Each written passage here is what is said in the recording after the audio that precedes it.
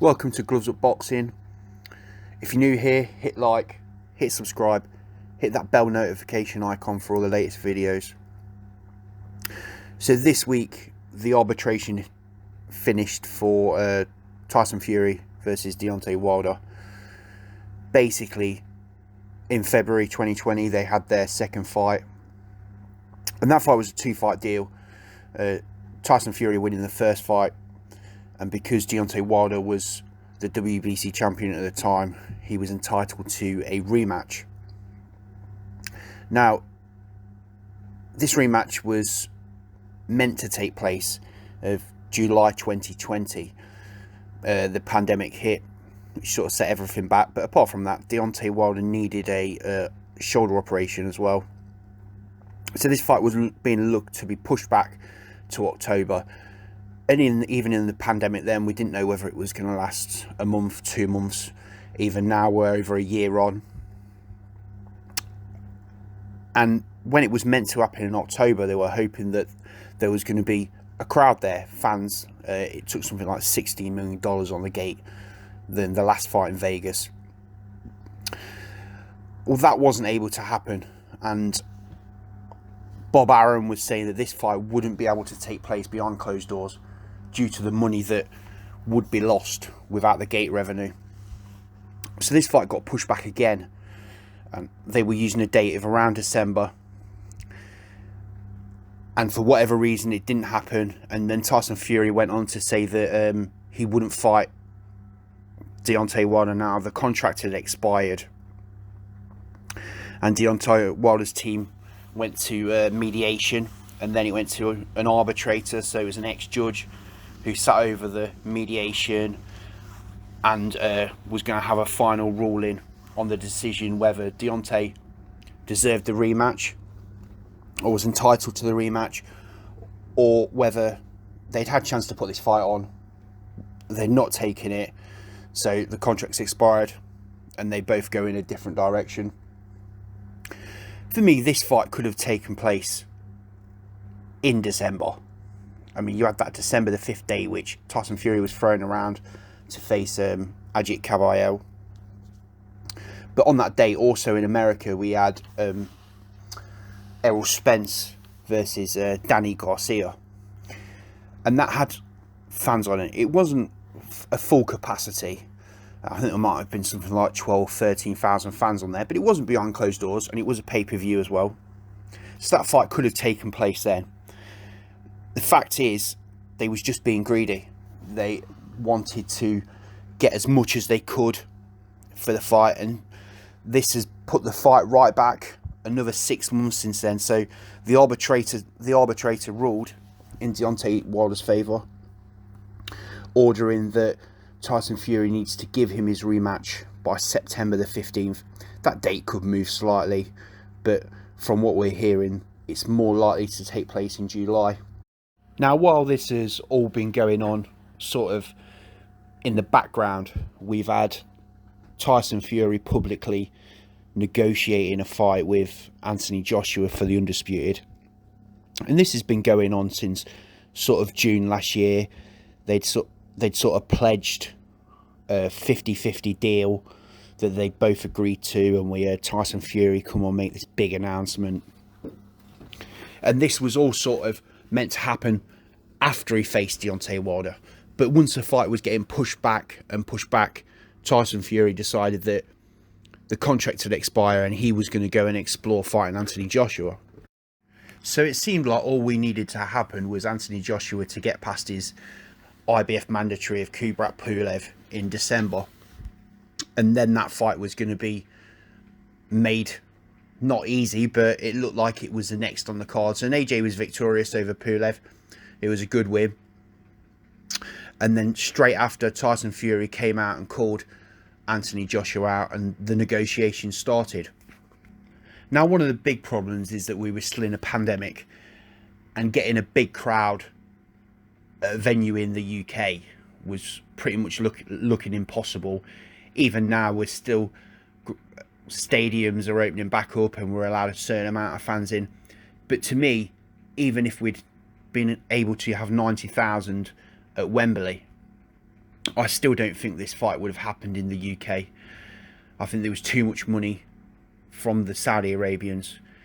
It's not like they were sort of making 10% extra or something. You're probably talking double what they'd make for a fight in the UK. And also with it being the Saudis being only an hour ahead of the UK, the fight is still prime time. It's still 9-10 p.m. UK time, so it's just not going to affect the pay-per-view buys. So over the last sort of 3 months, from sort of February, we've had Eddie Hearn really the only one trying to positively make this fight and going around exploring venues, finding out what offers were being made. And then you sort of had Bob Arum and Frank Warren in the background, who majority of the time were being very negative. Now looking back, you can see this negativity is probably based on the arbitration. And the problem you've got is you've got Bob Arum, an ex-legal expert, telling people that this arbitration, you don't need to worry about it. We can make this fight, no problem. So then you've got Eddie Hearn, who seems to have put everything into making this fight. And understandably, it's the biggest fight that can be made at the moment. It's undisputed heavyweight title between two Brits. It's absolutely huge. I mean, you're probably talking way over 2 million pay-per-view buys, if not nearer 3. And then we had the agreement that the deal was in place. They'd signed the deal, but they were just looking for a date and a venue. And they gave themselves something like 28 days to find a venue and confirm it. So we got this really good positive news, but then on the back of that you had Bob Arum and Frank Warren being negative, while Eddie was just chasing making this fight. So they set that 28-day deadline.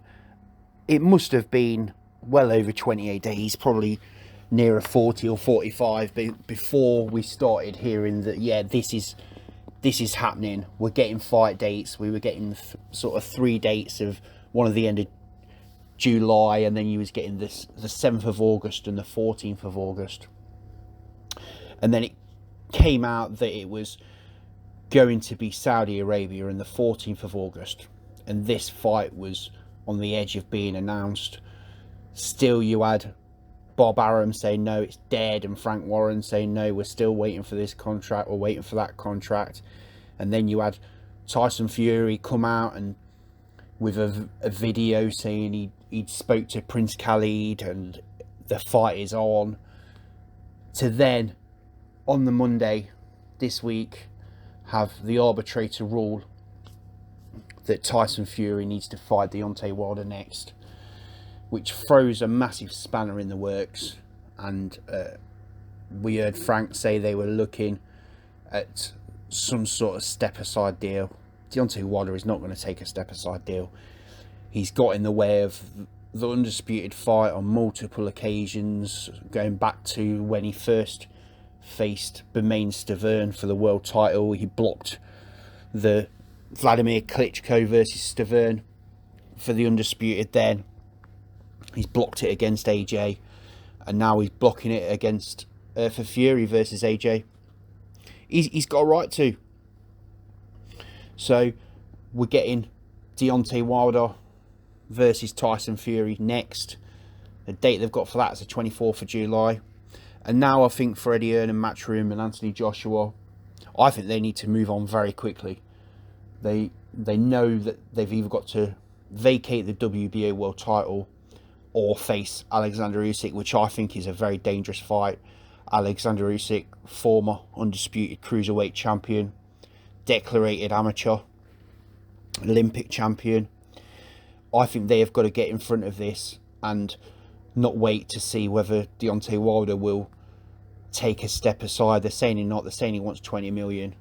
They're saying Bob Arum saying no, we've got this date. They've had this date lined up for a long time. This hasn't just come out of the blue. We've seen a few weeks ago that Bob Arum just happens to have booked a big stadium for the 24th of July, just in case he hasn't got anyone else that could really fight in that stadium. So they've had a feeling that this could backfire, and it looks like this is the reason why the fight hasn't been signed. They've dragged it out and dragged it out. I now think Matchroom definitely need to get in front of this and just get the Usyk fight made. Go, no, we're not waiting for you anymore. Get it made, get it done. And I would say just ignore Tyson Fury. Just don't make any PR references about it. Don't talk about him. Just let him move on. Let him go and fight Deontay Wilder. Don't give him any chance to respond to anything. I think the game's over now. It's done. It's time to move on. And for the fans, let's just get some fights made. If it's Wilder Fury 3, great. Let's just get it done. AJ v Usyk, I think that's a great fight, and I think Usyk would be a better win for AJ than Wilder would for a second time against Tyson Fury. But Deontay Wilder's dangerous for that power. If you've enjoyed the video, hit like, hit subscribe, comment, positive, negative, any feedback's welcome. Cheers.